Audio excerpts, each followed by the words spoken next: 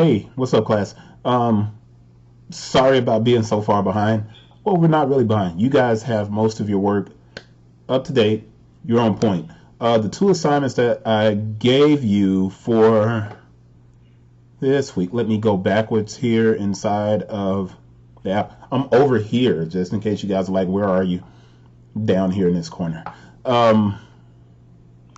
The research work on the pro forma, honestly, that's simply for you to use in your own kind of day-to-day business planning.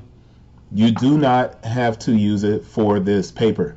It's not going to fit. Now that I have all of your topics and we've done about 8 pages and we've written about 8 pages, it's not going to work with your topic. So don't worry about the pro forma. We are not going to have that additional insert into your paper at all. So don't worry about it. Now, the fiscal paper, for some of you guys, this is going to be difficult because a fiscal paper typically begins and ends with the amount of money that you know is coming in, so you can set aside a particular amount to build out a program or build out a new strategy. Most of the companies that you're interning for are not going to give you that data. So you're going to have to work from just collecting information on different positions at different companies and find out how much those companies are paying. And you can also ask your company that you're interning for, how much would they pay for a position like this as you begin to build out this paper. So what I did was I came back into your assignment and I updated it. So if you go over here, because I know some of you guys have not read the assignment, if you go over here and you look at it, this assignment is extra credit. It is going to be graded for your paper. Do not overlook it and think that just because it's extra credit that you don't need to send in a rough draft. Send the rough draft. You want me to look at this paper because we're coming to the end and you're getting ready to work on this 12 to 15 page paper or 10 to 12 page paper. And you need to have all of this information in order, formatted the correct way, and ready to submit, because the next paper that you turn in that will be graded, it's going to include this section and I'm going to grade it. Got it? I know I just said it graded like 5 times. I apologize. But I did a sample outline. Now, over here to the side, here I am down here in this corner. I gave you a sample outline because I know some of you guys are struggling with writing this fiscal section. So the pro forma isn't a necessity, as it works better for those of you launching your own business. It's a good tool for managing your personal accounts as well. Email me with any questions. I've already told you that. Many of you guys have been emailing me, and that's good. But here's the outline. The introduction is always going to be introduction. I'm not typing it out because over here to the right and up above me, you see an executive summary open. And this is inside of my own business plan. Now, this is available if you want me to send this to you. I will email it to you.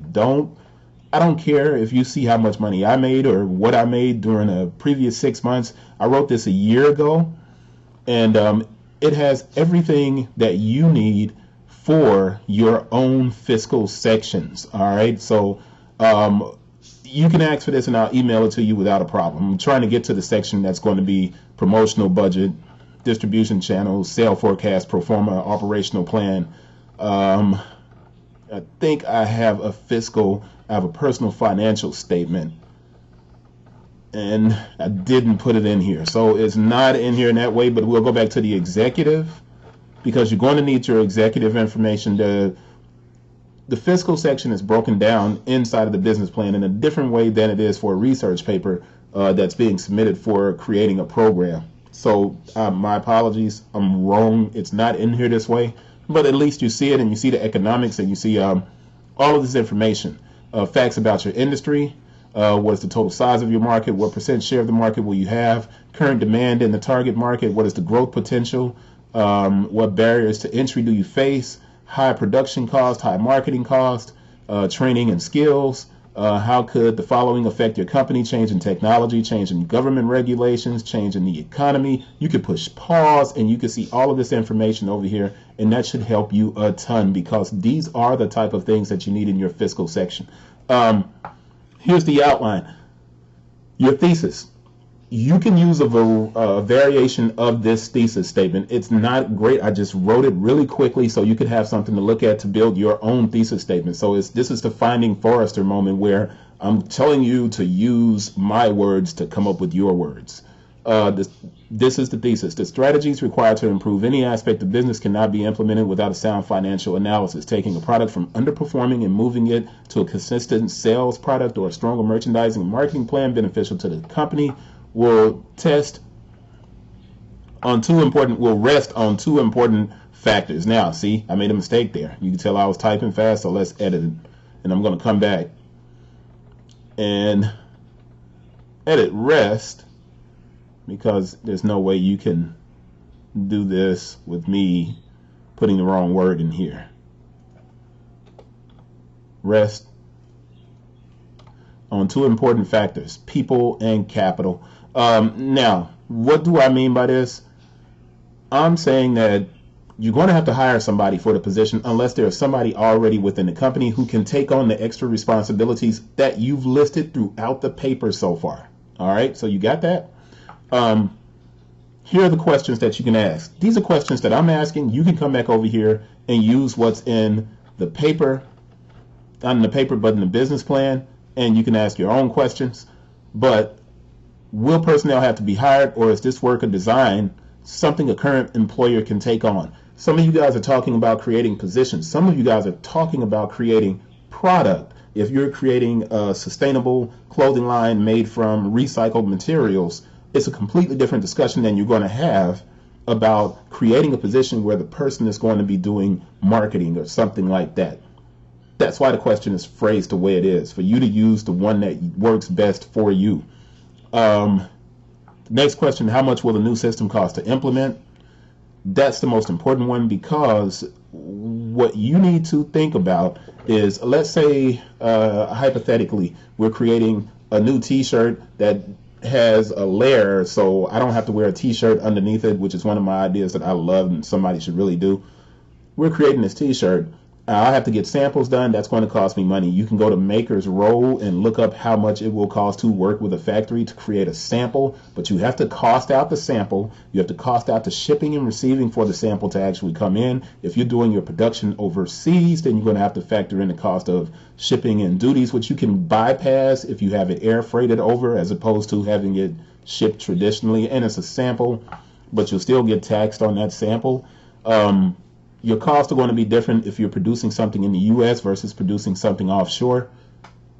How much will this new system or new item cost to introduce into the market or implement into the company? Is the additional cost going to generate revenue?